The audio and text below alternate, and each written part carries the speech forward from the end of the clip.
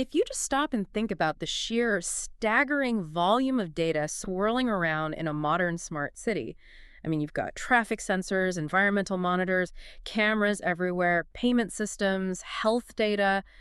It's It enormous. really is. It's like this massive, pulsating digital organism. Exactly. And that immediately brings up, well, maybe the most critical question for these kinds of projects.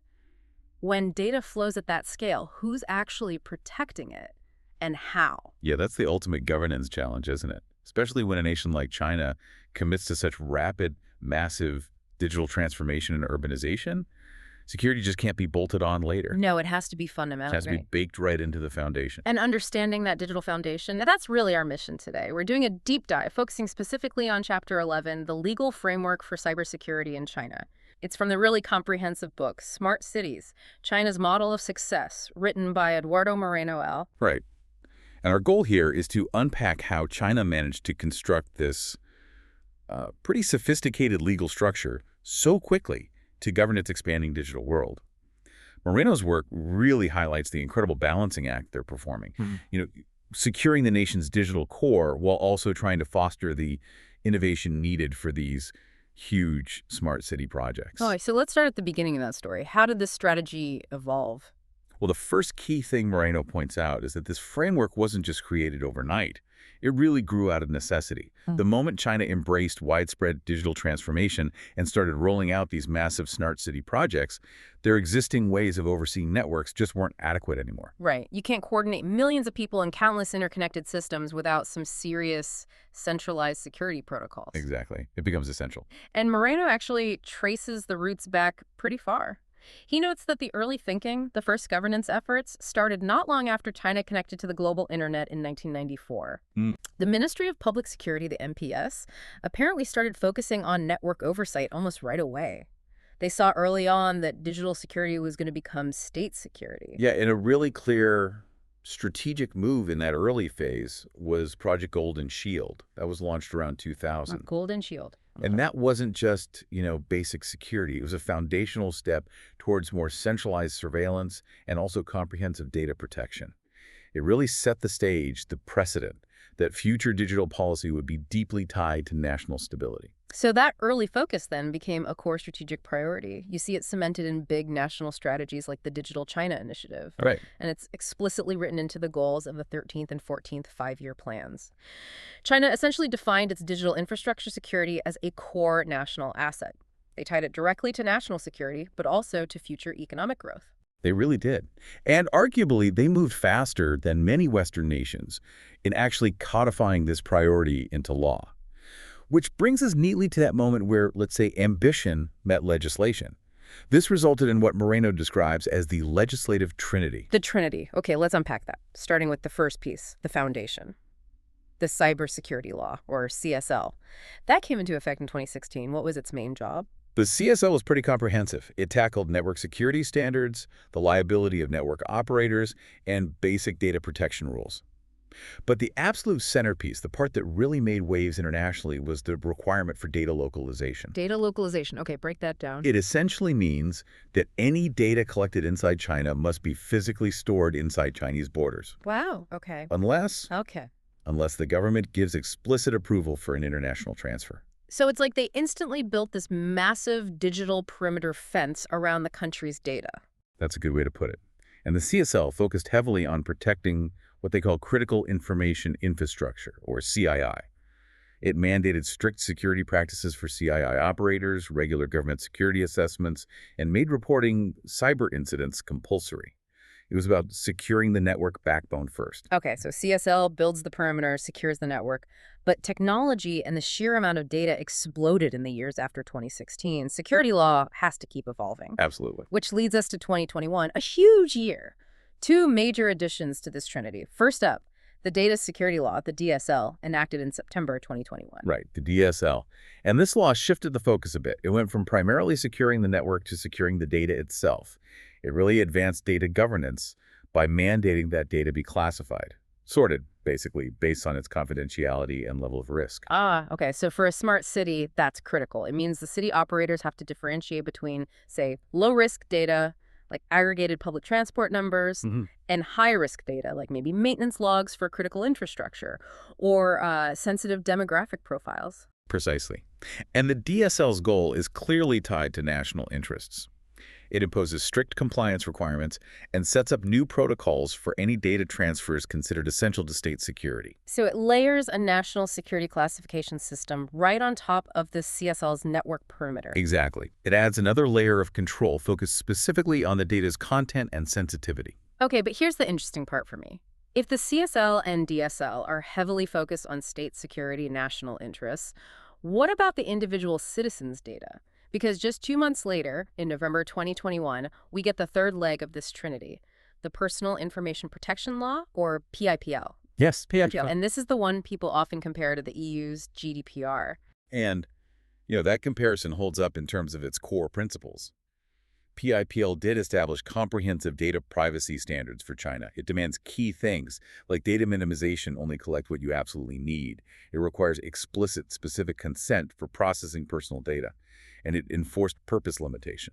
So, data collected for traffic monitoring can't suddenly be repurposed for some unrelated government service without getting new consent. And PIPL also explicitly grants individuals rights over their data, like accessing it, correcting it, deleting it, even transferring it. Yes, it does. On paper, those rights are clearly laid out, similar to GDPR in many respects. But that sounds, well, almost contradictory to a system built on the security for CSL and DSL.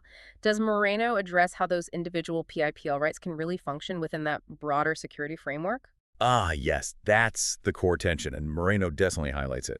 While PIPL grants these quite robust individual rights, both PIPL and the DSL simultaneously impose really stringent overlapping controls on international data transfers. Especially for any data deemed related to national interests, companies often have to go through complex government security assessments just to move, say, aggregated marketing data out of the country. Oh, okay. So this creates a powerful mechanism where, in practice, state security requirements often place inherent limits on how those individual privacy rights actually operate, particularly when it involves moving data across borders. So the takeaway is, on paper, China meets a global standard for privacy protection with PIPL. But the underlying foundation of state security and control remains incredibly strong and arguably paramount. That seems to be the dynamic Moreno describes, yes. A definite balancing act, with security often weighing heavier on the scales. Okay, so we have this massive legal architecture, CSL, DSL, PIPL. But laws on paper are one thing. Who actually enforces them across hundreds of different smart city projects on the ground? Moreno identifies three main government players coordinating all this. That's right. The primary architect and enforcer, really since about 2014, is the Cyberspace Administration of China, or CAC. CAC, okay. The CAC is the central body. It's responsible for enforcing the cybersecurity and privacy policies, monitoring online content, and generally making sure industries comply with the CSL, DSL, and PIPL.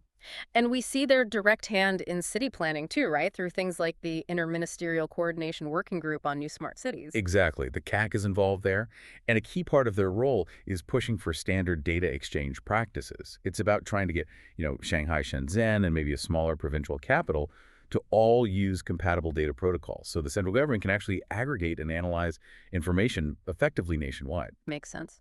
Standardization is key for central oversight. Who's the second agency? Then you have the Ministry of Industry and Information Technology, or MIT. Their focus is more technical. Okay. They set the standards and regulations for the actual infrastructure. Yeah. They ensure that the network equipment, the hardware used in smart cities, meets national security requirements.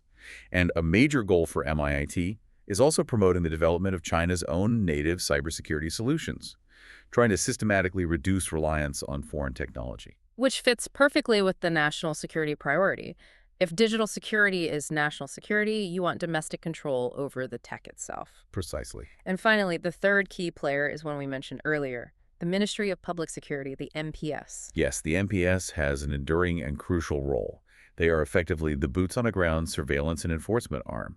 They manage network surveillance, implement national security policies, especially when it comes to protecting that critical infrastructure we talked about. And they're the agency driving these massive ongoing projects like Skynet. Skynet. Yeah, that name alone tells you quite a bit about the scale and intent. It really does. Skynet is this vast, continuously evolving project that combines large-scale video surveillance with facial recognition technology. Its stated aim is enhancing public security and preventing crime across cities. And this is where you really see the laws we discussed.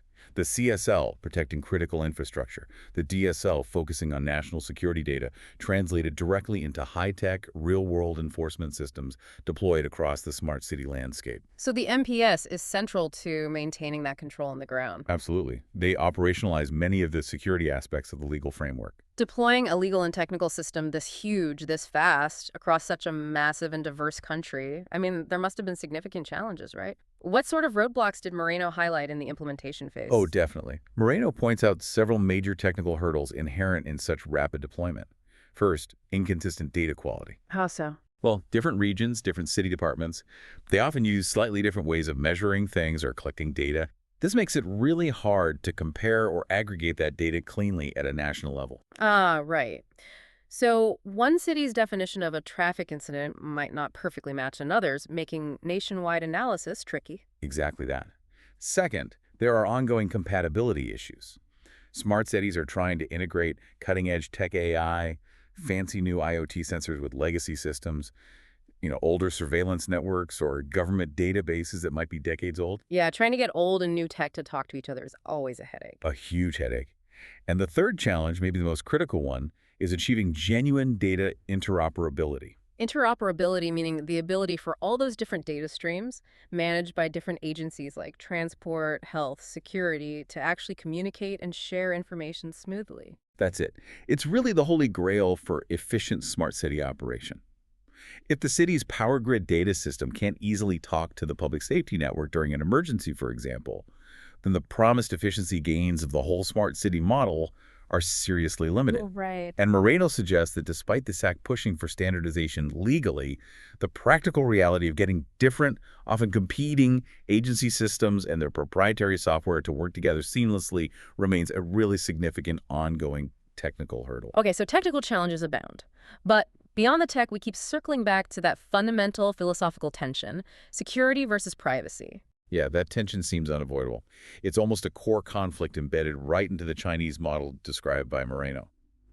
While PIPL does grant individual rights, the overall legal structure clearly prioritizes national security and state stability, and the increasingly sophisticated use of AI and big data analytics in smart cities only seems to heighten this potential conflict. These tools enable levels of state insight and control that can fundamentally clash with the spirit, if not the letter, of individual privacy protections. And finally, this whole regulatory structure, particularly the data localization and transfer rules, creates ripples internationally, doesn't it? Global friction. Oh, absolutely. Those strict requirements, while logical from China's national security standpoint, present enormous compliance challenges for any global company trying to operate there. How so? Well, international corporations can't just easily integrate their Chinese operational data into their global cloud platforms or standard software systems because the data often has to be kept physically separate within China. This forces them into costly data restructuring, separate systems, and frequently leads to international scrutiny and friction over global digital trade and data flows.